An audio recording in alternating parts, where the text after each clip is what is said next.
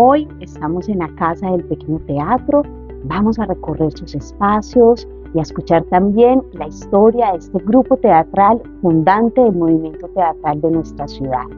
Bienvenidos y disfrutemos de este encuentro y de este A Casa del Pequeño Teatro.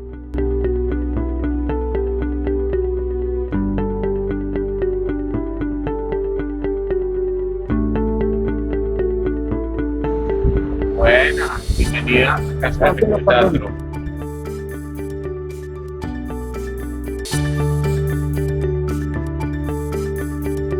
Mi nombre es Andrés Moure García, soy director académico del Pequeño Teatro, docente, actor y director de obras. El Pequeño Teatro, primero que todo, nace en 1975 dentro de todo el movimiento estudiantil de finales de los 60, principios de los 70.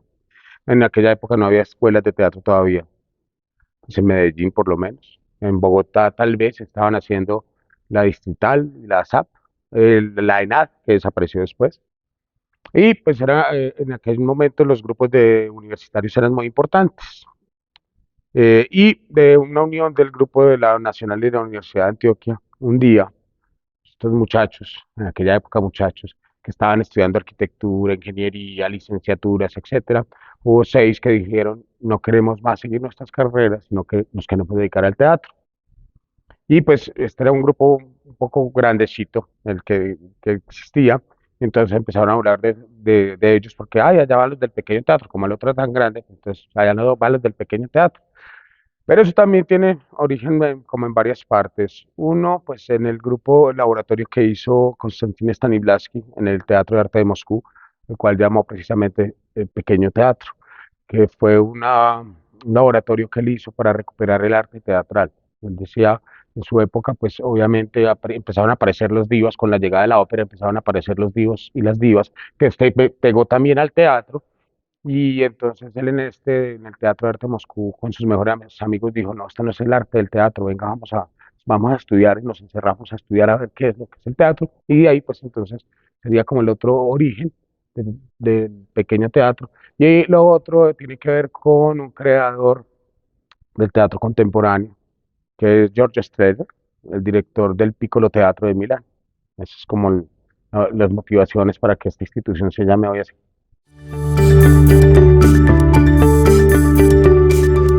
Pero digamos que ese ha sido como una cuña que le han dado a Pequeño Teatro, como que nosotros hacemos teatro clásico. Digamos que si uno va a ver, digamos, en la historia y en la cantidad y en los montajes que ha hecho Pequeño Teatro, realmente clásicos, clásicos, hay como 5 o 6 dentro de 120 montajes que hemos hecho en la historia.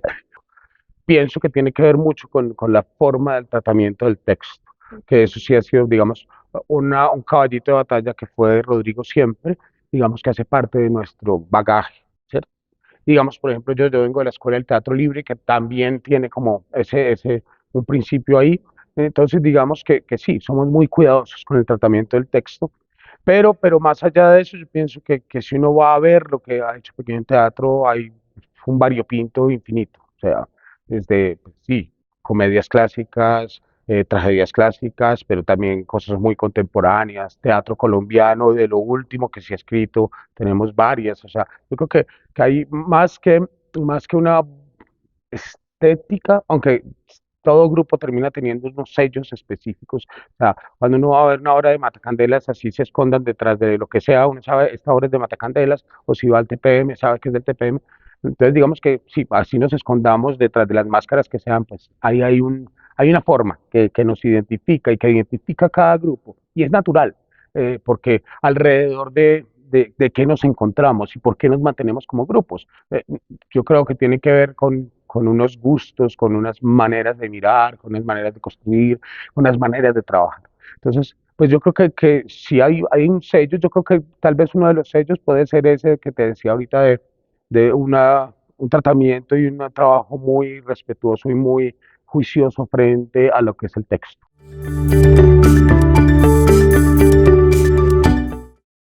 Yo creo que hay que hablar como de dos momentos distintos, y esto es muy natural. O sea, una cosa era cuando estaba Rodrigo, digamos que Rodrigo de alguna manera tenía un trabajo muy clásico, muy ceñido, digamos, a lo que es el trabajo de la acción física de Stanislavski. Entonces había un trabajo de mesa, podía ser extenso, eh, y luego después de pasado como ese trabajo de mesa y de tener como que las claridades y de ponernos de acuerdo el equipo de actores con él como director, pues empezábamos un trabajo ya sobre el escenario.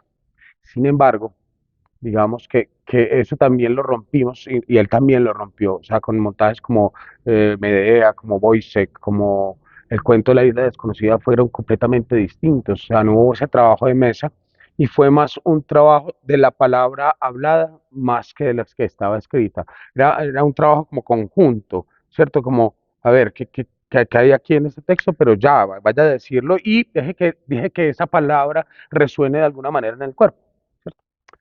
Ya después de la muerte de Rodrigo, pues obviamente, y la aparición de otros directores y otras formas de pensar, pues obviamente ha variado mucho, depende mucho de cada director, y de todas maneras, las obras como que traen debajo del lomo del libro, como las fórmulas o la forma de montarla.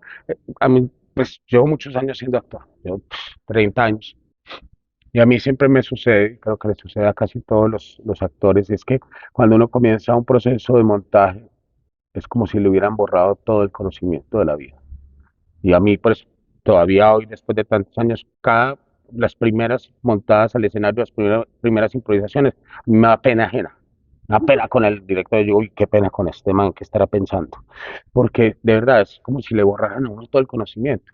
Y realmente uno empieza como a encontrar las luces y el camino es en el trabajo diario. O sea, no hay nada preestablecido, prescrito.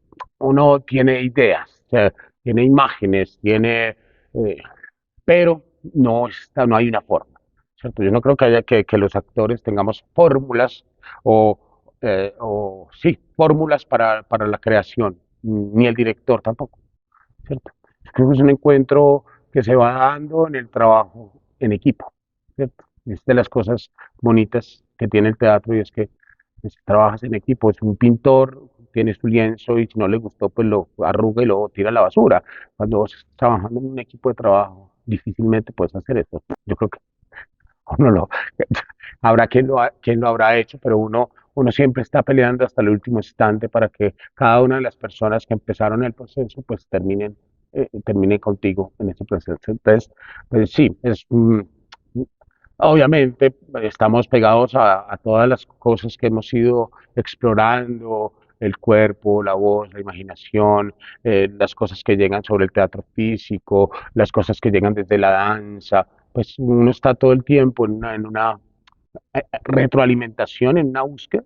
Entonces, pues todo eso te va dando como más herramientas, sobre todo herramientas para afrontar los montajes. Pero cómo los afrontas, no. Es como que va llegando a través del trabajo. ¿Sí?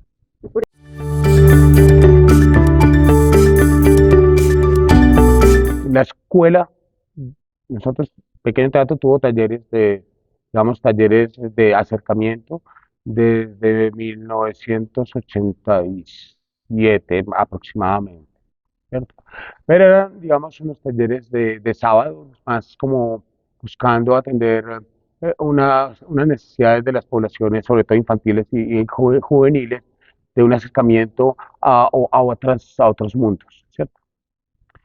Pero digamos que en el año 2002, después de una crisis financiera muy grande que logramos pasar, mm, y que nos habíamos metido ya en el cuento de entrada libre y aporte voluntario, que esto lo hablaremos ahorita en lo de formación de públicos, dijimos, bueno, los tres principios fundacionales de Pequeño Teatro era tener un grupo de actores profesionales dedicados de tiempo completo al arte teatral.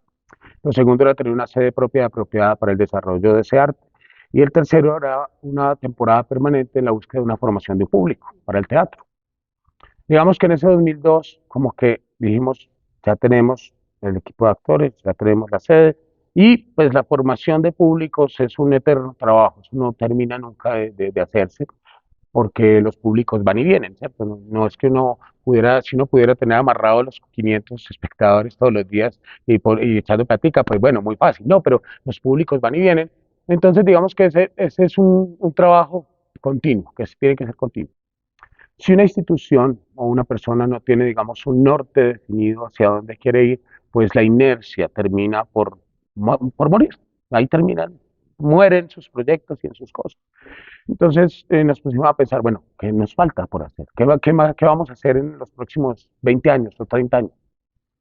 Mm, bueno, como te decía, ya existía esa exploración de la pedagogía, pero ahí, hasta ahí, no, formemos el actor que nosotros queremos formar. Esto obviamente, y pues ahí perdonarán, pero viendo también la oferta que había en la ciudad, pensábamos que lo que había no era lo que nosotros queríamos. O sea, el resultado que producía la oferta que había no era lo que nos interesaba.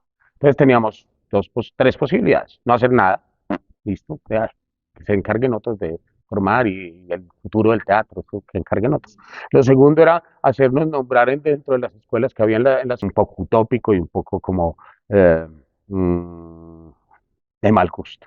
Y la tercera, tal vez la más difícil, era, bueno, pongámonos a estudiar y montamos nuestra propia escuela de formación de actor.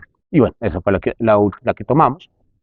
Eh, Obviamente es un proceso muy enriquecedor, no solamente para los muchachos que vienen y se acercan a encontrarse con esta formación teatral, y yo digo que es una formación maravillosa, sino también para nosotros como profesores. O sea, esa doble vía de la pedagogía, si en alguna parte se siente, creo yo, es en el teatro. Yo desde el comienzo de la escuela, como profesor, y yo les digo, hoy todos los días les digo a mis alumnos, les digo, ustedes no saben cuánto aprendo cada que ustedes hacen un ejercicio que yo les propongo, porque encuentro la creatividad de los alumnos, encuentran otras formas de resolver. Y entonces uno dice, ve, esta no la pensé. Y como uno está inmerso en el mundo de pensar la pedagogía, entonces empieza a profundizar un poco más allá. Entonces yo creo que ha sido fundamental para Pequeño Teatro, para el crecimiento de la institución, para el crecimiento de los actores nuestros, y que además hoy en día el 65% de los actores que trabajan en Pequeño Teatro son de formación nuestra. Eso, hay gente que dice que eso no está bien, que eso es una endogamia, que no sé qué, pero yo pienso que también es que cuando vos pasas 4 años con unos estudiantes, eh, fue poner sobre la mesa un ABC y una forma de ver el teatro y de trabajarlo. Entonces, es natural que cualquier director de pequeño teatro que los haya tenido dice, no, pues yo prefiero trabajar con estos pelados porque yo les hablo y ellos me resuelven así, fácil, ya sabes de qué les estoy hablando. Obviamente, eso, pues, digamos, en el lado negativo posible es que nos acomodamos, ¿cierto? Pero yo creo que el artista nunca se acomoda, siempre de alguna manera llegamos a momentos en que decimos, ay no quiero eso, pues ven y te cambio el chip, o me lo cambio yo, ¿cierto? Entonces, yo creo que ha sido muy positivo, obviamente también las relaciones son distintas, ¿sí? Porque ya pasa de ser eh, una, una, una posible compañía a un mundo mucho más cercano, mucho más familiar, porque pues, terminan siendo tus hijos, en el fondo terminan siendo tus hijos y los que de alguna manera van a heredar este pequeño teatro que creemos es muy importante para la ciudad, que es la parte, digamos, como de lo que es la sede, pues obviamente cuando se compró, que fue en 1986, simplemente era una casona de arquitectura republicana de Tierra Caliente. Se hizo una primera intervención en finales del 86, principios del 87, y se construyó la sala que hoy tiene el nombre de Tomás Carrasquilla, una sala para 80 espectadores, con su camerinito, su equipo técnico, etcétera, que sigue siendo muy cuquita para trabajar. Mm, Pero la casa tenía una ventaja, era que tenía un gran solar que permitía pensar a futuro en otra sala. Y eso entonces, digamos, fue la cometida que se hizo en el 94, aprovechando una ley que había en Medellín para los constructores, y era que toda persona, toda empresa constructora que hiciera un edificio en Medellín tenía que poner una obra de arte pública en el edificio o tenía que hacer una donación a una entidad sin ánimo de lucro que estuviera relacionada con el arte. Rodrigo, pues, no fue arquitecto, pero estudió mucho tiempo arquitectura y muchos de sus amigos todavía pues estaban en el mundo de la construcción y empezó a llamarlos y a decirles, venga, ¿por qué no le entregan a Pequeño Teatro? Sabemos que podemos ser receptores de eso para construir la sala que soñamos. Y así se construyó la que hoy es la sala Rodrigo Saldarriaga, donde estamos en este momento, que es una sala, dependiendo de cómo la acomodes, hasta para 500 espectadores. Y luego, digamos, esto en las tres grandes, luego de las tres grandes acometidas a nivel de sede que ha hecho Pequeño Teatro. Luego en el 2004 ya habíamos comenzado la escuela, entonces estuvimos todo el 2002 estudiando, pensum de escuelas de actuación, estuvimos en Bogotá en la Escuela del Teatro Libre viendo cómo funcionaba y cómo era la cosa, parará. Y entonces en el 2013 abrimos inscripciones. Durante el 2013 trabajó en el PI para pasar la Secretaría de Educación de Medellín y tenemos, digamos, aprobación y resolución de aprobación de la escuela desde el 2004. En el 2004 ya llevamos 2 años de entrada libre de aporte voluntario y nosotros arrancamos solos. No llamamos a nadie, no le dijimos a nadie. En esa época estaba Luis Pérez, de alcalde de Medellín, y llamó a Rodrigo y dijo, venga, ¿qué es lo que están haciendo ustedes allá? Es que a mí todo el mundo me está llegando aquí con el cuento que ustedes están haciendo una locura ya, que.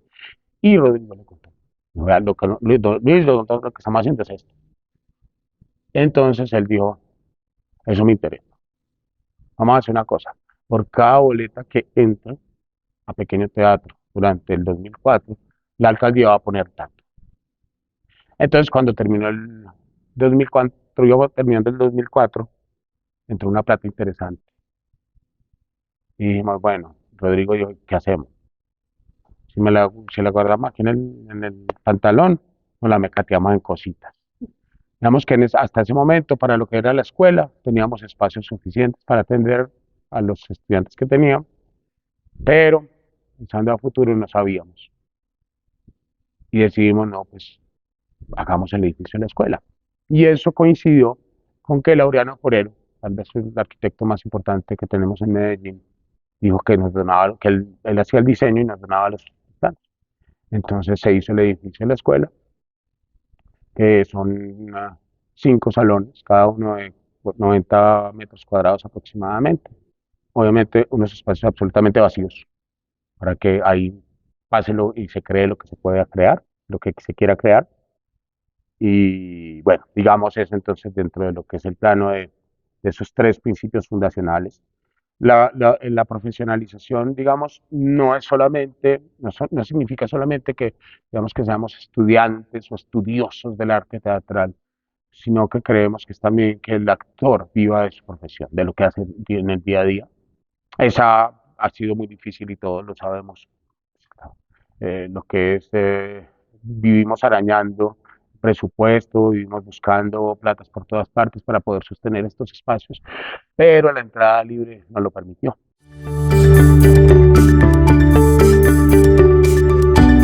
Nosotros hasta el 2002 decíamos que no teníamos público, teníamos privado. Eran los amigos, los mismos amigos de siempre, la mamá que venía a verlo a uno, pagaba la boleta porque que no vaya a morir el muchacho de hambre, pues porque así era. Pero era tan triste que, que el trabajo de los actores no alcanzaba a ser el 1% del presupuesto de la entidad. O sea, no alcanzaba a ser el 1% de lo que la entidad se gastaba en un año. Eso por un lado. Lo otro es que cuando uno construye una sala como esta, de 500 espectadores, pues está buscando que se llene. Pues o sea, no creo que haya quien construya una sala para 500 espectadores y se contente con tener 10 o 20. 28 años después de haberse fundado Pequeño Teatro, estábamos hablando de comienzos del 2002, comenzamos temporada, como lo hacía todos los grupos. Ahora, nosotros siempre arrancábamos muy temprano. Los grupos en Medellín arrancan marzo, abril temprano, nosotros siempre arrancábamos en enero.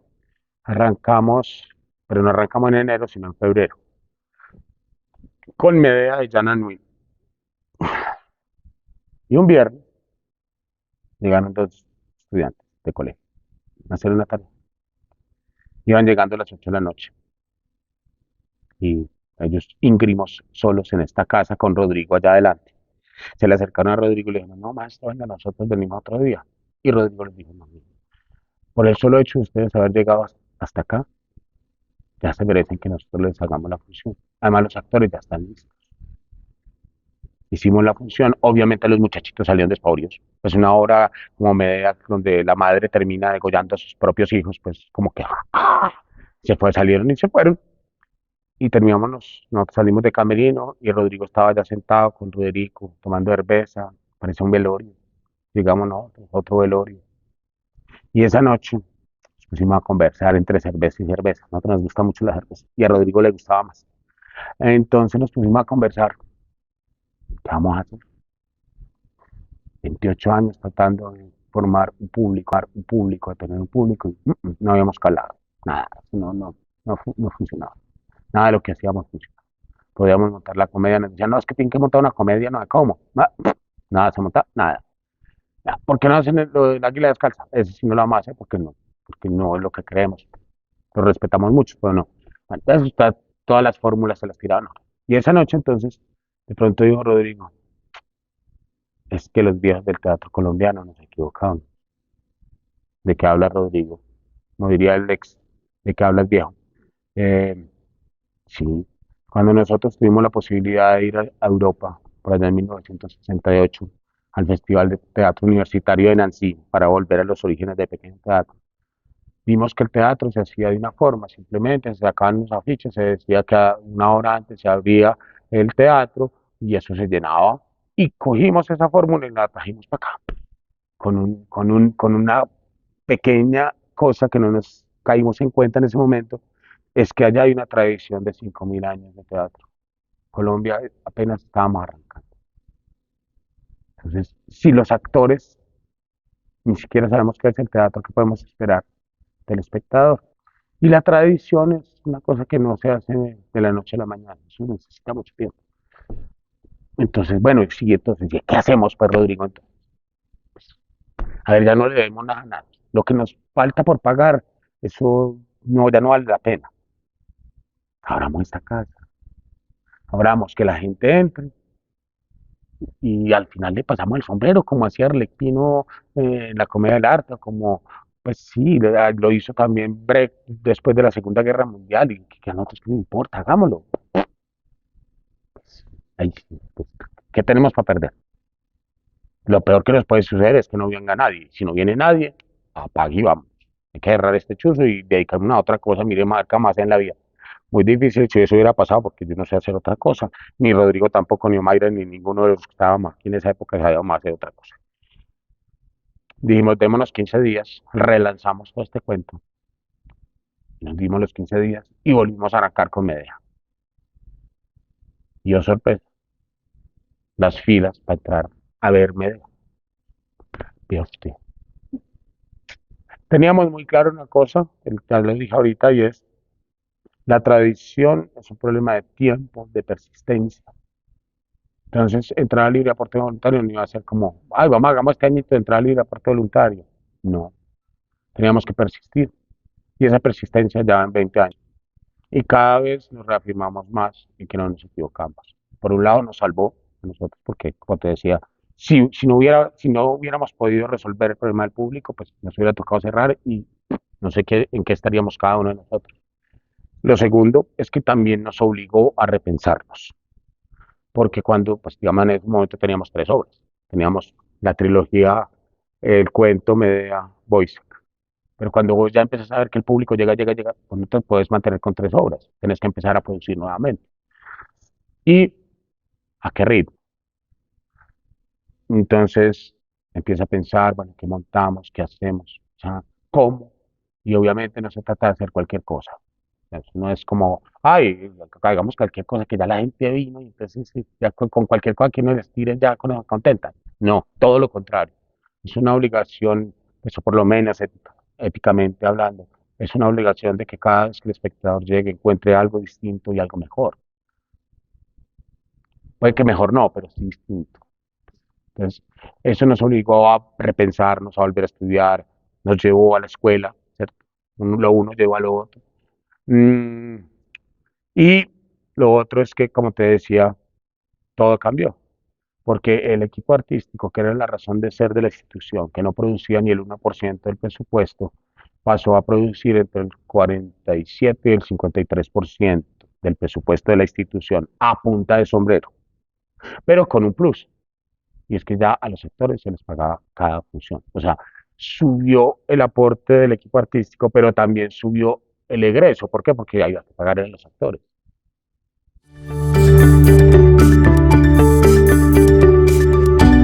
Creo que hace parte también como de ese proceso pedagógico de la sociedad en que vivimos, es enseñarle al espectador y a la sociedad la importancia que tienen las artes dentro de esa formación social. Y que el artista vive también, debe y tiene que vivir de su hacer y de su saber.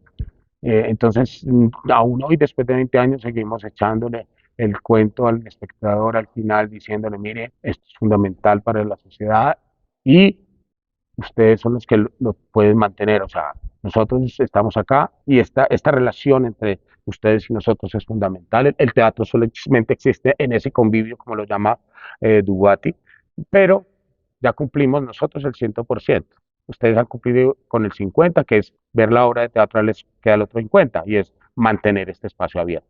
Entonces, ande la mano al bolsillo, hermano. ¿Qué vamos a hacer? Eso obviamente no ha sido fácil, no, vemos que en la conversación y en el diálogo con el gremio, si podemos hablar de gremio, con los colegas, no fue fácil. Mucho tiempo que eso decían y decían y decían y nosotros callados no decíamos nada. Entonces lo decíamos para nosotros y decíamos, nosotros no nos metemos en cuánto cobra por la boleta cada cual, ni cómo hacer el teatro cada cual, no nos interesa. Creo que cada uno va a encontrar la forma de matar sus pulgas y de resolver sus economías y a nosotros nos está funcionando. Eh, y bueno, el tiempo pasó y bueno, aquí seguimos estando, hay gente que ya lo hace también. La semana pasada nos enteramos de una cosa que nadie se lo pensaría, nadie se lo hubiera soñado que usted fuera al Berliner Ensemble en Berlín, Alemania, y entrara a ver una obra y al final fuera entrada libre con aporte voluntario. Nos dimos, ¿what? ¿En Europa? ¿En Berlín? No, eso no puede ser cierto. Sí, así es. Nos lo contó y nos mandó video Marta Villada. Por primera vez entraba al Berliner Ensemble y cuando le pasó, ahí mismo nos escribió, miren, esto pues, no pude pensar sino en ustedes, esto está pasando en el Berliner Ensemble, nosotros, wow.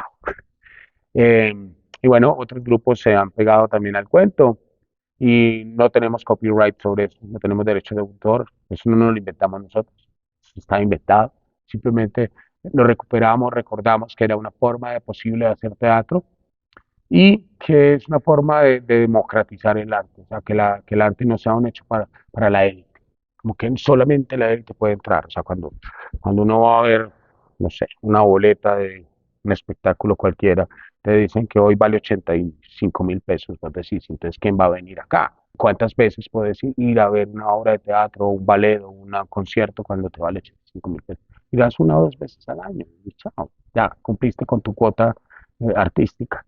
Mm, pero este espacio les permite a todos entrar. Es un democrático porque te sentás al lado, no importa cuánto vaya a dar ni cómo esté vestido, es exactamente lo mismo.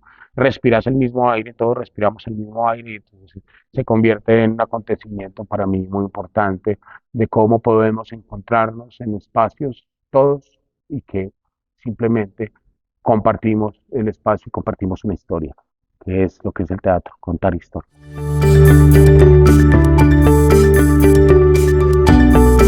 Yo creo que hay como varias capas. Pues obviamente primero está la capa de, de lo que es esta casa, digamos, la capa más externa, que es tener un hermoso espacio, un espacio eh, que cuando vos entras por el zaguán de Córdoba y te encontrás con ese palmar, dices, uy, ¿qué es esto tan bonito? O sea, ya ahí hay una calidez hay algo cálido que te acoge, entonces ya ahí te llama. Lo segundo, digamos, que es quienes habitan la casa, los habitantes primarios, o sea, nosotros, ¿cierto? El equipo administrativo, el equipo técnico, el equipo de aseo, el equipo artístico, pues de alguna manera somos una gran familia que, que tenemos, digamos, como un fin común ¿cierto? Y eso genera que siempre que viene la gente, pues nosotros estamos, hola, ¿cómo estás? ¿Qué quieres? Adelante, ven, te muestro la casa, pues, ¿qué quieres? ¿Qué necesitas? Entonces, pues obviamente eso genera un vínculo distinto con el transeúnte, con el visitante. Y pues la otra parte ya es, digamos, como lo que es el espectáculo y la noche, ¿cierto? Que de ahí, pues obviamente depende mucho la calidad de lo que uno presente, la calidez con que lo presente, ¿cierto? Yo creo que son todos esos factores los que hacen que esta, como decimos nosotros, sea la casa de todos. Y que es la idea, que más que, más que, como nosotros le decimos, esta casa ya no nos pertenece, esta casa pertenece a la ciudad, pues es de la asociación, pero pertenece a la ciudad realmente. Y en ese cuento de la escuela, pues la idea es que se mantenga así, per secula seculorum, y entonces estamos formando los próximos que nos van a recibir en la posta, así como nosotros le recibimos a Rodrigo, pues alguien nos recibirá a nosotros para que esto siga siendo esa casa de todos, dentro de un pensamiento que nació también en ese 2002. eh, los pueblos en Colombia se mueven alrededor de la Casa de la Cultura y Medellín está más cerca de ser un pueblo que de ser Nueva York. Entonces seamos la Casa de la Cultura de este pueblito grande que es Medellín.